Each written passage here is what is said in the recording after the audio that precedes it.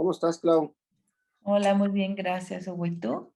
También después de que desde Navidad, que no habíamos grabado, he tenido intentos de que alguien quiera entrar a mi computadora, a mi página, y ya por último al Facebook me mandaron un virus que te manda a comprar una aplicación y si no, te abre una pornografía, que por cierto está muy chafa.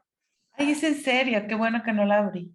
Te manda, ya la mandé a investigar todo, que no te manda una pornografía bien chafa. Si quieren una página muy buena de pornografía, abran la del SAT. ¿Verdad? Ahí se echan a todo el mundo, ¿verdad? Pero bueno, vamos a empezar con lo de hoy, Clau, que vamos a ver. ¿Qué vamos a ver hoy, Clau? Hoy vamos a ver el estadio 9, El estadio que es 9. sobre el circuito 3 Ok, conceptual, y la fusión, que es el estadio 9, ok, eh, que es la conexión y la comunicación simbólica, la formación de la comunicación. ok. Bueno, en este estadio, consiste en cómo la percepción del niño va adquiriendo una cierta experiencia que se imprime en su sistema nervioso y va creando símbolos de cosas allá afuera, les va dando nombre y les va generando un concepto y al mismo tiempo va formando una cartografía de quién es de acuerdo a lo que está viendo allá afuera, ¿sí? Hay que acordarnos que en términos de percepción, pues un niño en estas edades todavía no se encuentra totalmente desarrollado su sistema nervioso, ¿ok? Y que parte de lo que está experimentando son las primeras trazas de experiencias donde le pone un nombre, hay una dinámica y una resultante que va formando esa parte de la estructura de la personalidad. Vamos a decir que en esta parte se está formando el primer cableado entre la corteza cerebral y las demás partes del cerebro. Apenas se está formando sus conceptos de quién es, cómo son las cosas afuera. Acaba de entender la primera fuerza psíquica, que son las emociones con respecto a lo que se le estimula, qué emoción tiene y qué provoca con esa emoción.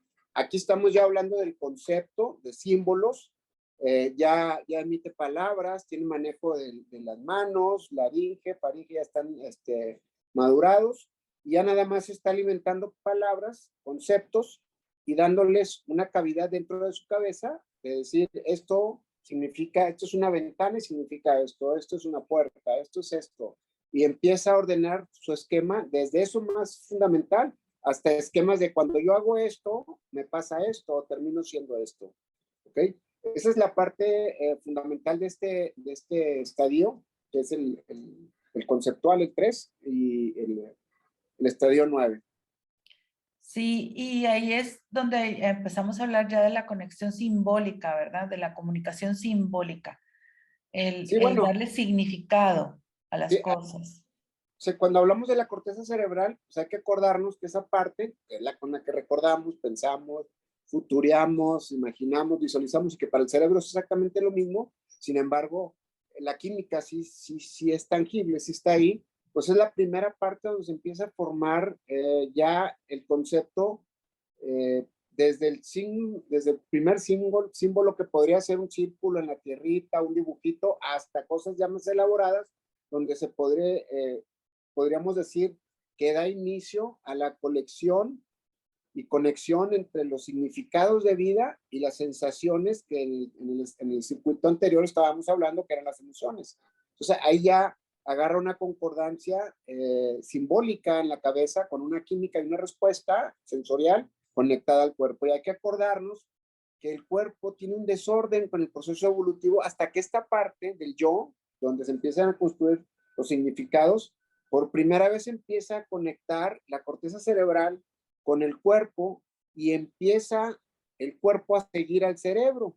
O sea, es cuando ya sabemos las órdenes o jerarquización de órdenes que le damos al cuerpo de ir al baño, de pedir permiso, de hacer lo que se tiene que hacer, porque el cerebro ya va adquiriendo esos significados de vida, que se los van dando en casa una parte, otros ya los trae de manera instintiva y otros se van haciendo a través de la domesticación familiar y las relaciones sociales allá afuera, con los demás compañeritos en la escuela. ¿Qué tiene que ver esta formación de los símbolos con las restricciones de los adultos?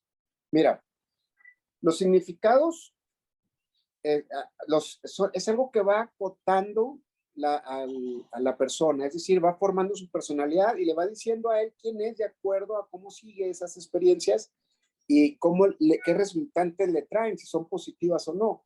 Y hay que acordarnos también que en esta edad todavía la emocionalidad está en función de una aceptación, de si lo quieren o no lo quieren. Entonces, juega un papel importante cómo lo domesticaron en casa, o sea, si haces estas cosas, eres aceptado, si haces estas otras, te vamos a castigar, pero te seguimos queriendo, y si haces estas otras más graves, estás fuera de la casa. O sea, no te queremos, no te hablamos, hasta que nosotros decidamos cuándo es suficiente castigo para ti.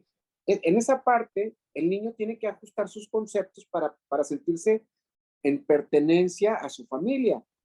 Y en ese traslado de la pertenencia entre lo que va ajustando sus significados, viendo quién es, los resultantes que le dan, cómo se ve el mismo, la familia le va poniendo restricciones.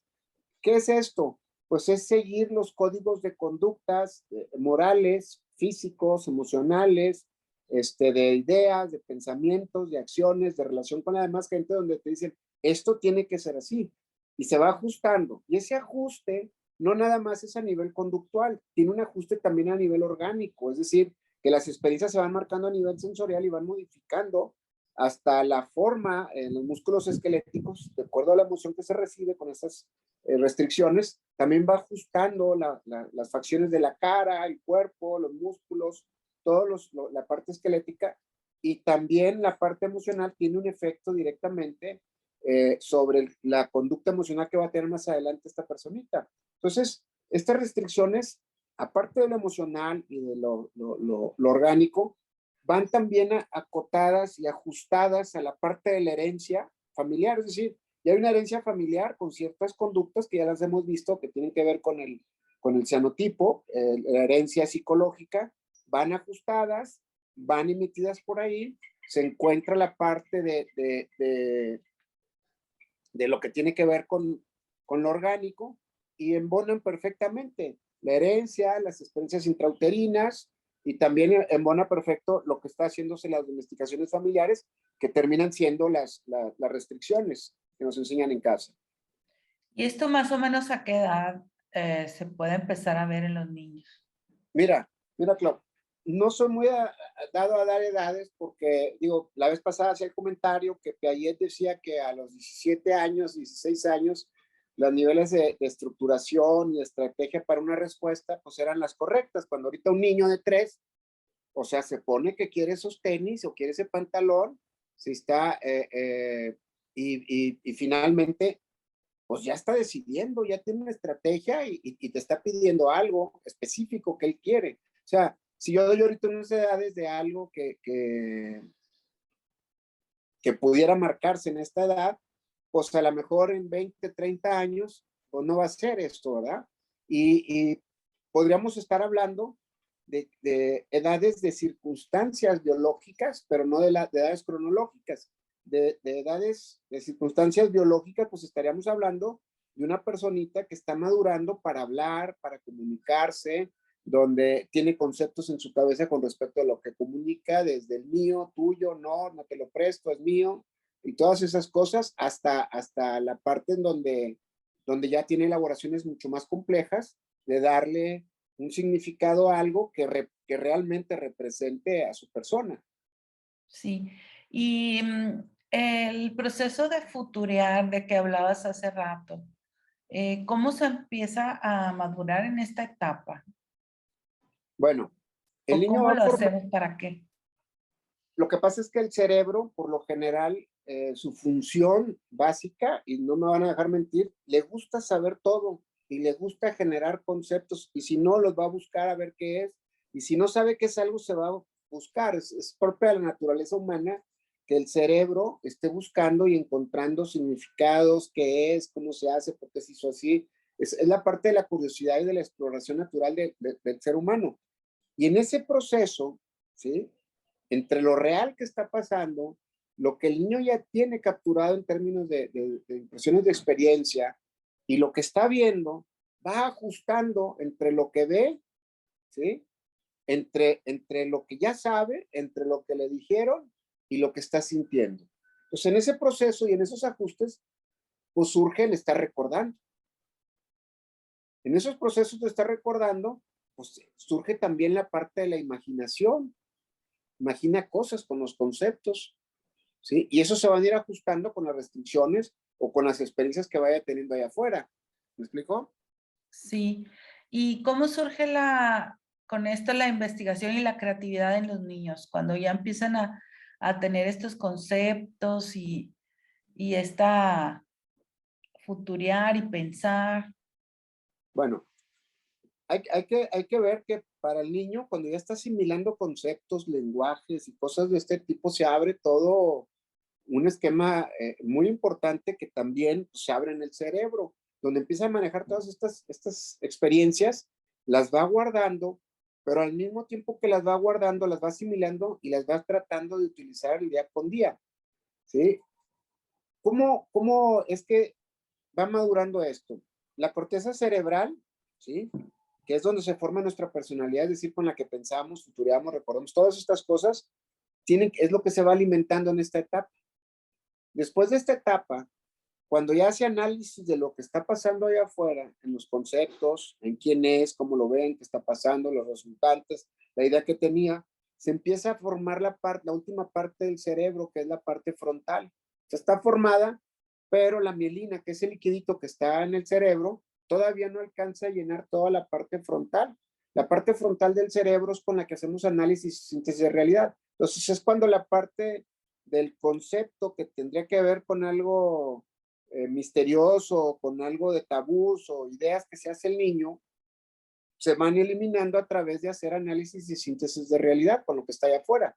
Y que realmente ese análisis y síntesis de realidad está cotejado con el resto de la gente, pero también con la realidad que le pusieron en su casa, que le enseñaron que así es. Y el cerebro va completando esta parte. Y esto es muy importante porque hay que entender que hay gente que en su proceso de maduración, sus análisis, sus síntesis de realidad, no solo no son correctos, a veces son lentos. Su metabolismo también tiene que ver con la velocidad con la que va a metabolizar la química necesaria para hacer un análisis y una síntesis de realidad o para cotejarla con otra persona o con el grupo social al que pertenece.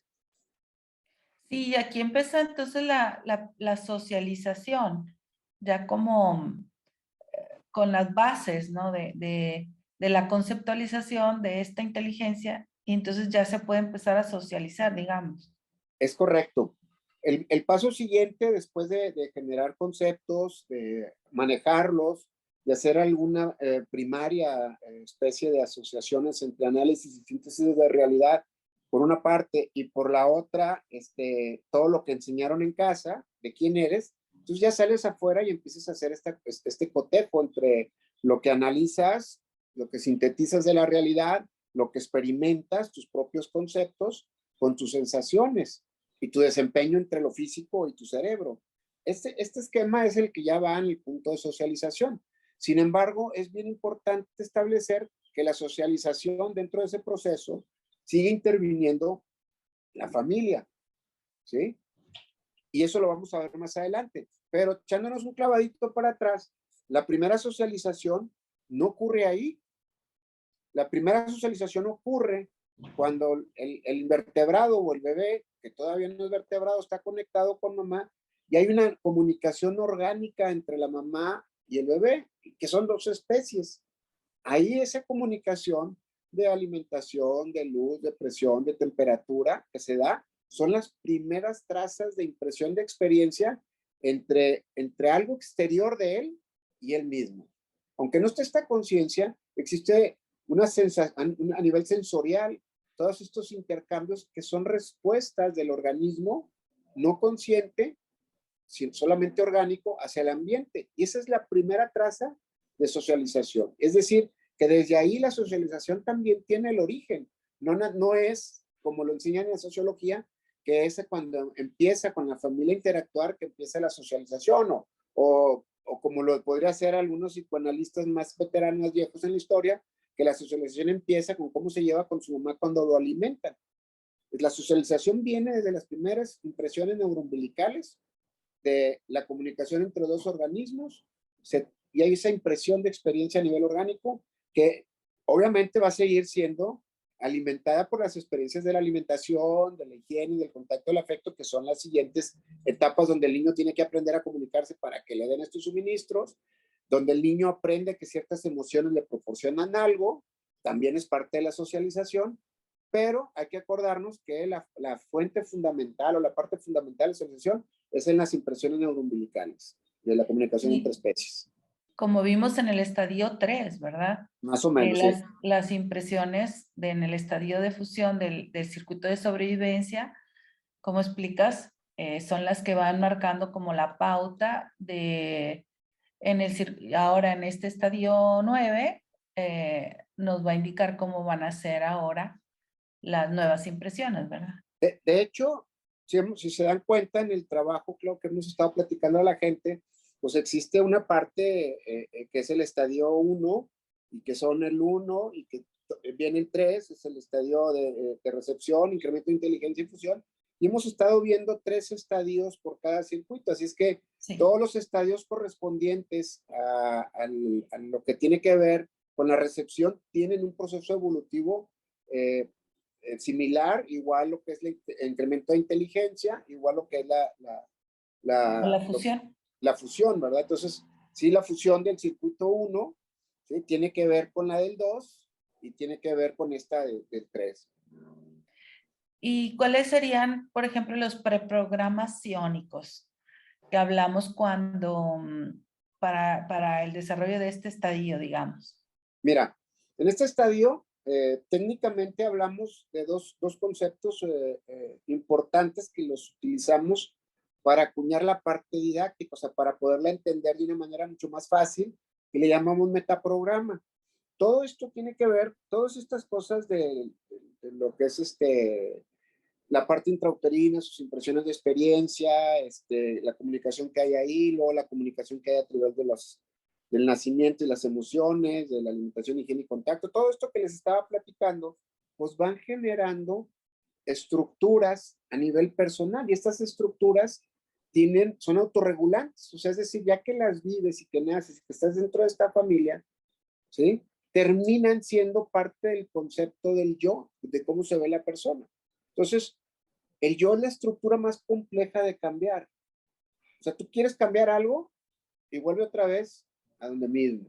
Ya me cayó el 20 de algo y vuelve otra vez a donde mismo. Vas a un curso, a una meditación, a un retiro de la iglesia, 3 meses, ya estás donde mismo. Un accidente fuerte, dice, ya voy a cambiar, 3 meses, 4 meses, bueno, o sea, hay una inercia dentro de estos procesos que nosotros le llamamos metaprograma, ¿sí?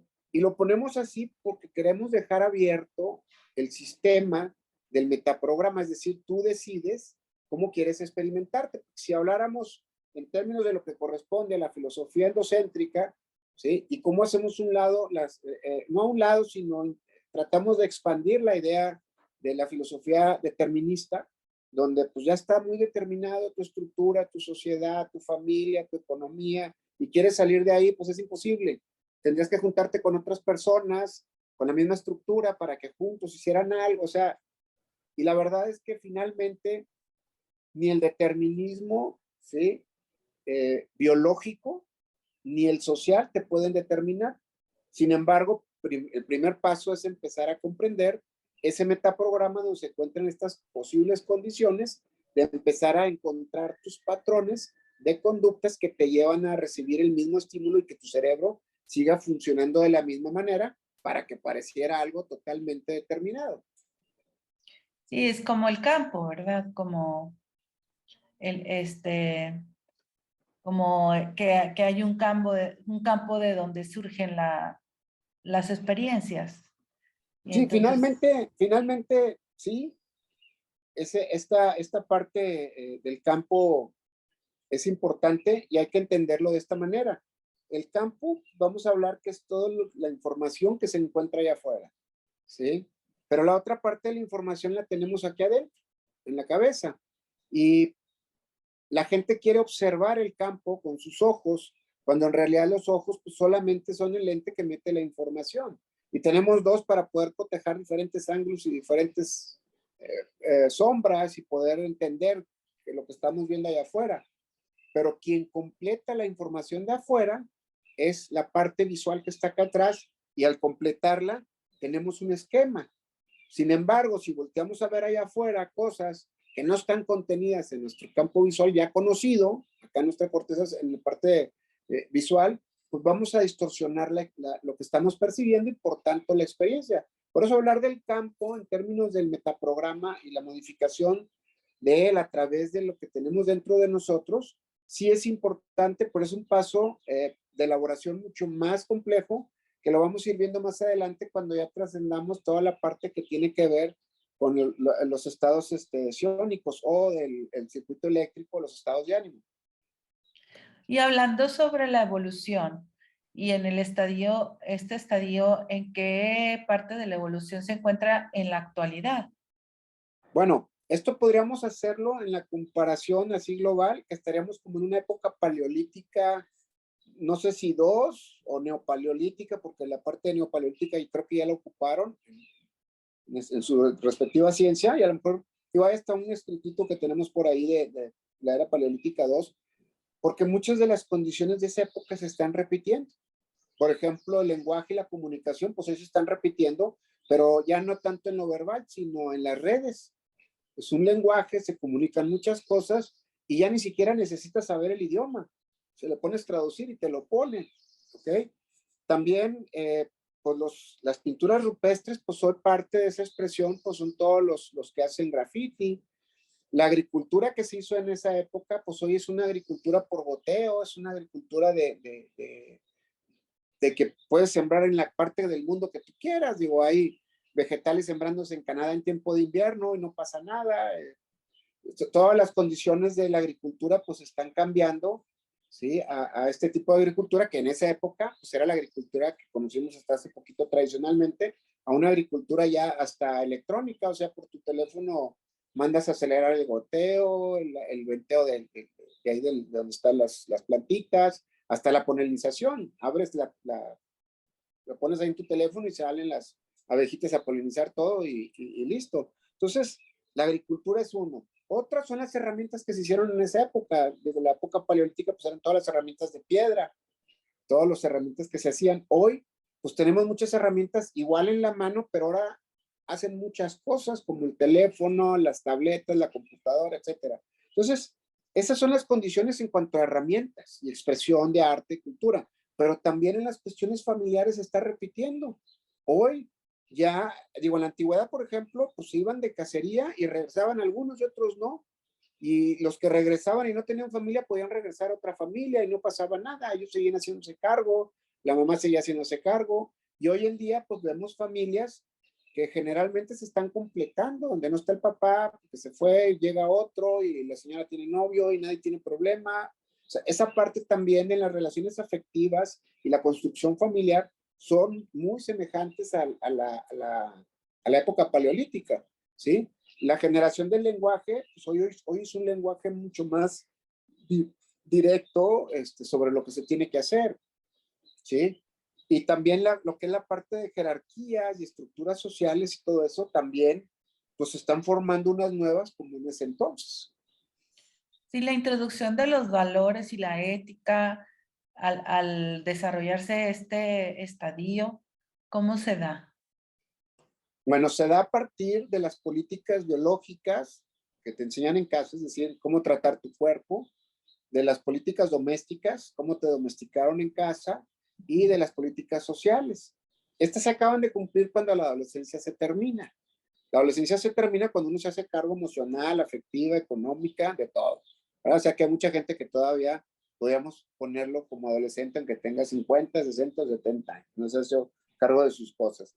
Y de ahí la persona, y en esa identificación personal y con esa relación familiar, social y con su cuerpo, se generan las primeras formas de ética personal que están puestas en sus propios términos.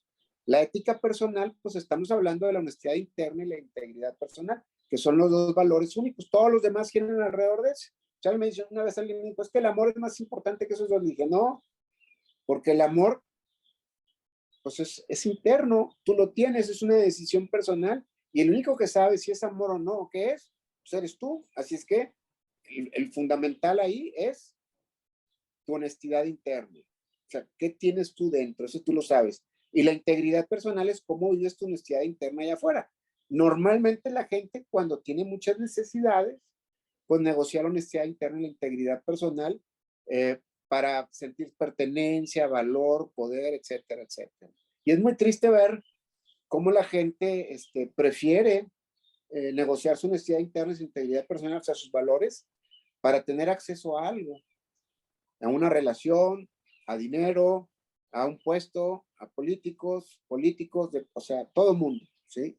Y cada vez que la gente se pierde en esta parte, su proceso evolutivo se queda atorado en una parte en donde no puede decidir porque está en juego su valor personal o su ética. Y a veces se complica porque la gente no sabe regresar a su valor fundamental porque está perdido. Claro.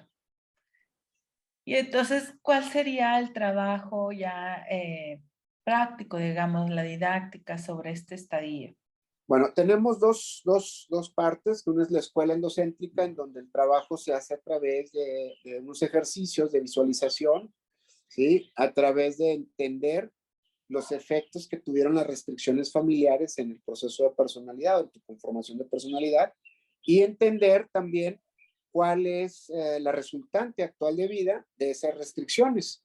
Cuando se comprenden estas, entonces el hecho de observarlas y empezarlas a ver, se pueden empezar a tomar otras decisiones y que por primera vez esas decisiones tienen un efecto en el ambiente en la persona y se imprimen unas experiencias en el sistema nervioso que forman otras neuropolíticas para ir respondiendo de otra manera. Eso es en la escuela endocéntrica.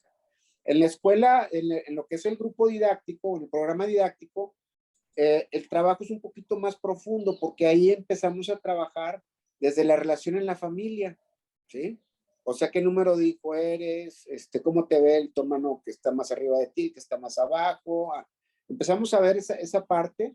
También empezamos a que la persona vea los hechos sincronísticos que le pasaron en su vida en el proceso en el que se encontraba su familia. No es lo mismo que nazcas a principio, donde la maduración de los papás pues es nada con tener hijos, al último hijo, ¿sí? Que ya saben que no pasa nada cuando sale en la noche, que va a regresar bien, etcétera, etcétera, ¿sí? Entonces también en el momento económico, en la madurez de los papás, en la madurez o la problemática familiar de relación de esposos. Por eso también vemos un trabajo en donde nos damos cuenta que cada hijo tiene un papá distinto. O sea, si tú le preguntas a tus hermanos, cómo ven a tu papá, lo van a ver muy distinto, o a tu mamá lo van a ver muy distinto que como la ve uno, ¿sí? Luego, con eso vamos empezando a sacar tu concepto de quién eres con respecto a la familia, cómo ves al papá, a los hermanos, cómo te ven a ti, etcétera. Y los momentos sincronísticos que naces en tu vida. Eso es de la familia. Pero luego ya viene la parte personal, el trabajo, donde empezamos a ver, pues, la dependencia hacia esto familiar, ¿sí? O la independencia de esto familiar. Y ahí nos damos cuenta, pues, que la dependencia y la independencia, pues, son primas hermanas, ¿verdad? Solo que la más bonita, pues, es la independencia. La independencia no existe como tal, existe la interdependencia, en donde yo hago algo y alguien hace algo por mí y vamos creciendo mutuamente en un trabajo, en una economía de bloques que bien entendida funciona. Mal entendida ya en el abuso de esta interdependencia, como lo hacen algunos países, como ahorita con el gas, la que ya se van a poner de acuerdo a platicar, a ver cómo se lo van a quitar juntos a Ucrania. Pues esa parte queda mal económicamente. Y si se cae una economía en bloques, pues se cae todo. Y lo hemos visto en los desastres económicos globales que ha habido, como el que está viendo ahorita, un poco tapado con lo del COVID. Pero también es algo real, porque esta parte de la interdependencia implica que se le dé el justo lugar a cada quien. O sea, yo soy psicólogo y tal vez pueda poner una puerta, ¿sí? Pero pues la voy a poner en todo el día y mal. Mejor le llamo al carpintero y le pago al carpintero. Y en vez de que la comadre se vaya con sus comadres a platicar al restaurante, pues que venga con el psicólogo, porque aunque parezca que arregla, pues no va a arreglar. Entonces, que venga con un psicólogo y hay que contratar al jardinero, pues el jardinero, al plomero, pues el que va a arreglar la plomería. O sea, y darle lugar a cada quien para que fluya y siga habiendo buenos plomeros, buenos carpinteros, buenos psicólogos, buenos ingenieros y que cada quien se reparta el trabajo que está haciendo. Y obviamente, entre más buenos eres, pues el nivel de interdependencia que tienes es más alto y te va mejor. ¿Okay? Esa es la parte del grupo didáctico, del programa didáctico en la parte de la interdependencia. Después viene y dices, bueno, ¿cuál es mi misión de paso? Ya vas entendiendo cómo operar de una manera interdependiente. Vas entendiendo de qué familia vienes y tu concepto personal. Pero luego sigue, bueno, ¿para qué estoy formando todo esto? Y esto, pues el siguiente trabajo es entender lo que es los fundamentos de vida. Entonces, cuando se le pregunta a la gente, ¿cuáles son tus fundamentos de vida? Pues, ¿cómo? No saben.